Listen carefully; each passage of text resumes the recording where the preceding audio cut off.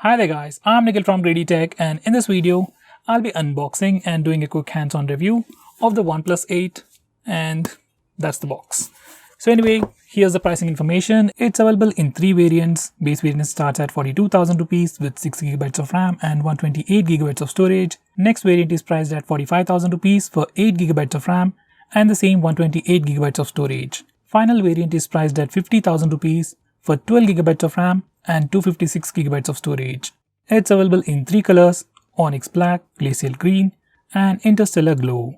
Right now, base variant that is priced at 42,000 rupees and that comes with 6GB of RAM is not available. So if you want to buy this OnePlus 8, you have to get the second variant, that's the cheaper one, that's priced at 45,000 rupees. We have the second variant with 8GB of RAM and 128GB of storage in the Glacial Green color. Now before we get started with the unboxing, let's have a quick look at some of the best features offered by this OnePlus 8. I think the best feature that this phone has to offer is definitely its display. This phone comes with a Fluid AMOLED display, that's a display with 90Hz refresh rate, and this time it also has rounded corners, just like the OnePlus 7 Pro and the 7T Pro. So display is really going to be awesome. Besides that, I think rest of the things are pretty much a step upgrade when you compare it with the OnePlus 7T or the OnePlus 7. You get a better processor, better cameras, better design, especially this phone is much more sleeker and feels great to hold in hand.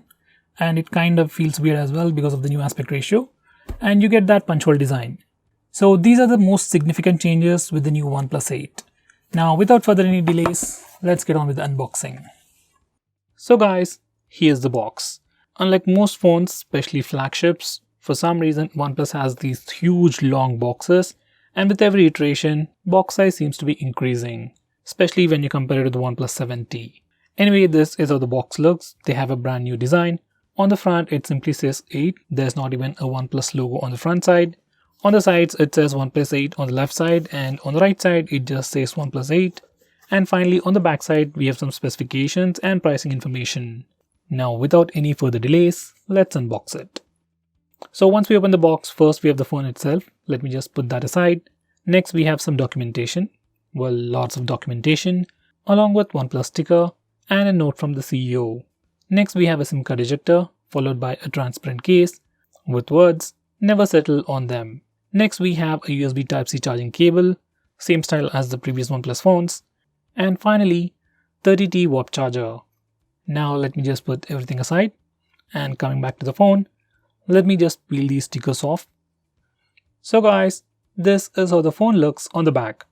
Even though the entire back panel is made of glass, it still feels pretty nice and smooth to hold. And it also has this matte finish kind of feel, which is very unique to this phone. Now once we flip the phone, this is how the front of the phone looks like. Now I'm going to try to put on the case. Now this is how the phone looks with the case on. Now this is a pretty basic case. It just gives you some extra grip and prevents smudges, that's all. It doesn't give you any kind of drop protection or scratch protection. Especially it doesn't have any raised lip for the camera module. Camera module is almost flush to the case, so it doesn't provide any protection, and even on the front, there is a tiny raised lip at the top and bottom of the screen, and that's almost negligible. So overall, case is good, but for the long run usage, especially if you want some better drop protection, I would recommend you to get a better case as soon as possible. Now let's have a physical overview of this phone. On the back, this phone has a 3D glass with a nice matte finish underneath the glass, which gives it a pretty shiny look. And as I've told earlier, this back also has some kind of paint job done to it, which gives it a nice matte finish. Now at the center, we have the camera module with a triple camera setup, followed by dual LED flash, followed by the OnePlus branding, and at the bottom, it says OnePlus.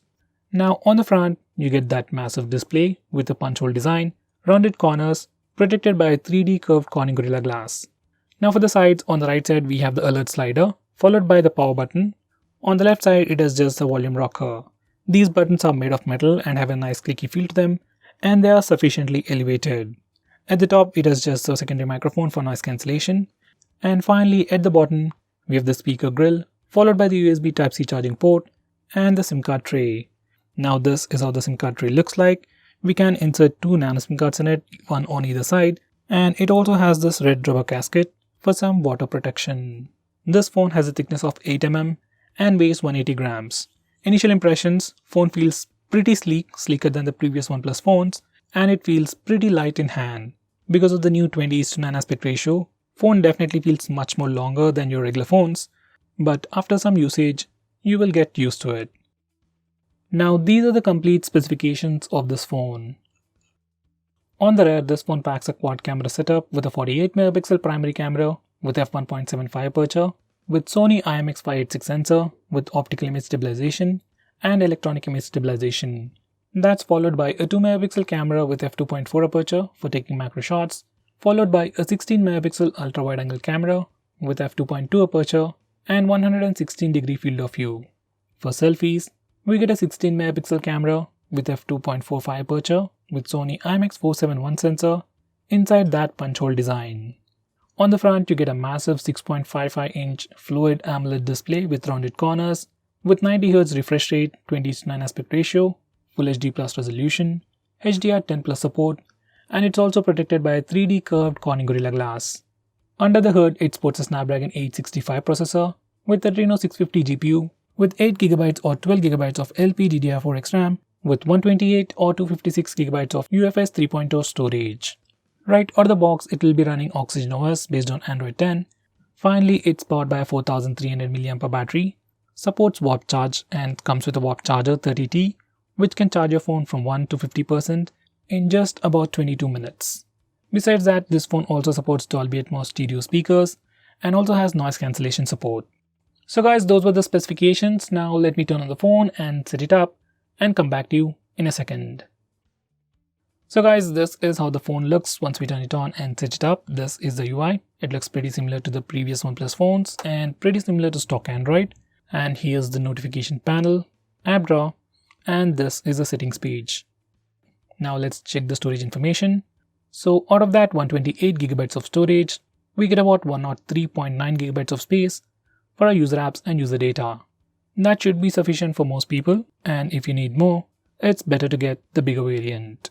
Now this is the about page, and this phone is running Android 10 with the April 1st security patch, which is pretty great. It should be getting the latest security patch pretty soon. Now let's check out the camera interface. So guys, now let's check out the camera interface. So this is the camera interface, and you get some extra toggles over here just like other previous OnePlus phones, and by default it's in the primary camera, that's the 48 megapixel camera. By default it only takes pictures in 12 megapixel because of the concept called pixel binning, and if you want to take pictures in 48 megapixel resolution, you can use this toggle over here. Once you do that, you can take pictures in 48 megapixel resolution, and obviously that only works with the primary camera, so once you enable it, all these toggles get hidden. Next, we have a toggle for 2x digital zoom. This is a digital zoom. This phone doesn't have a telephoto lens, so it's just like taking a picture and cropping it in. And on the left side, we have a mode for the wide angle camera. Next, this phone also comes with a 2 megapixel macro camera, so you can take macro shots. And to take a macro shot, you need to select this particular toggle, and you'll be able to take macro shots. And I'll show you sample shots later. So for now, let's check out the other features. Now on the left side, we have the regular video recording. We can record video in 1080p and 4K resolution, even at 60 FPS, just like other previous OnePlus phones. Next, we have slow motion video recording. We can record video at 1080p at 240 FPS and 720p at 480 FPS. Next, we have panorama and time lapse. And on this phone, we can take time lapse with the primary camera and even with the wide angle camera. Now to the right side, we have the portrait mode. And on this phone, we can take a regular portrait shot, which looks like a zoomed in version. And we can also take a wide angle portrait shot using this toggle. It works pretty well. I'll show you sample shots later. Next, we have a dedicated nightscape mode to take better pictures in low lighting conditions. Once again, we can take nightscape pictures with the primary camera and even with the wide angle camera. And just take a picture. Now here's a quick preview. So that's how long it takes to take a shot using the nightscape mode. And finally, we have the Pro mode. So these are the different modes that are available for the rear camera. Now let's switch to the front-facing camera. Now this is the interface for the front-facing camera, and whenever you switch to the front-facing camera, you can see a ring around the front camera over there, and it doesn't do anything, it's just a nice touch. And capturing speeds are pretty decent as well. Next, we have video recording, and if we go to the complete left, we have time-lapse, so we can record video in time-lapse mode even using the front-facing camera. And if we go to the right, we have the regular portrait mode. and there's just a regular portrait mode. There's no wide angle portrait mode for this phone. You can usually find it on Samsung phones. And there's no night mode or nightscape mode for selfies, so that's kind of disappointing. And that's it. So these are pretty much all the modes that are available on this phone. This is something I really don't like about the OnePlus phones or the Oxygen OS itself. When you're using the front camera, why can't you show just the modes that are available for the front camera? For example, if I try to go left once again, it switches to the rear camera automatically. And if I want to switch to the front camera again, I have to do it manually. So this is something pretty much annoying to me. So let me know if you feel the same. Now these are some sample shots.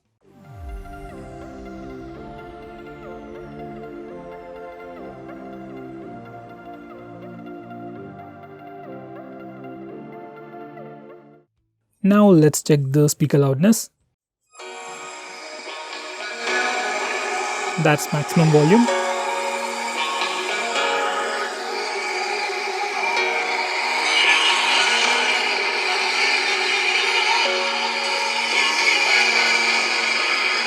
Getting enough of every melody, they all sound the same. Trying to get your redemption, give you a destiny to watch it fall from your head. I don't wanna know. So guys, that was the speaker loudness. It is pretty loud. It's great for media consumption, ringtones and alarms.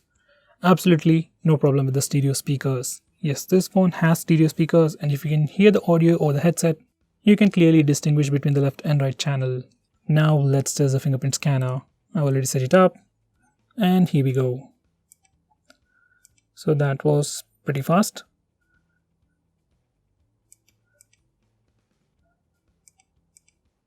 It is definitely super fast, but I don't know why I feel it's slightly slower than previous OnePlus phones. It's probably because of that animation. Anyway, it is super fast and it's definitely usable. Now let's test. Oh, I just dropped it. Now let's try face unlock feature. And this is in well lit conditions. And once again, it is pretty fast. Let's test it in low lighting conditions.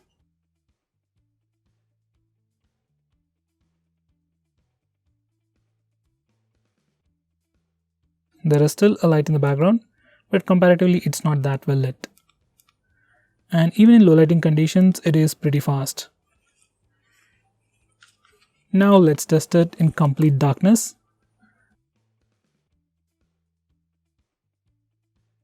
And as you can see, in complete darkness, screen brightness goes all the way up to illuminate the face and then use face unlock to unlock the phone. And even in complete darkness, it is pretty fast. Okay, for some reason it didn't work now. Most of the time it works without any flaws.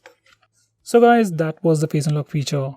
It's definitely usable, and if you hate using the fingerprint scanner or if you fancy that face unlock feature, you can stick with that. Now with that said, I want to show you some new features on this phone. Well, these features are already available on the previous OnePlus phones, but if you're new to the OnePlus platform, then this is something that you might want to try. First, we have a dedicated dark mode. Well, this has been on OnePlus phones from a very long time, but to enable it, you need to come to customization in settings, select nuanced dark, and once you do that, dark theme will be enabled. And now everything is in dark. Let's go to settings once again. Next, I'm going to show you navigation gestures. For that, we need to go to buttons and gestures, select navigation bar and gestures, and finally select navigation gestures. Now, once you do that, navigation bar is replaced with the bar over here. You can also hide this bar, but let's just keep it there. Now for the gestures, to go home, you can swipe from the bottom of the screen. For recent apps, swipe and hold. And if you want to go back a step, you can swipe from the left side or right side to go back a step. You also get this cool animation, which is usually not present on all the phones. Now, for triggering Google Assistant, you can swipe from the bottom left or bottom right corner, and this is how it works. So that's Google Assistant. Now besides that, you can also quickly switch between applications by swiping this bar left or right. So you can just swipe it to switch applications. So that's pretty cool.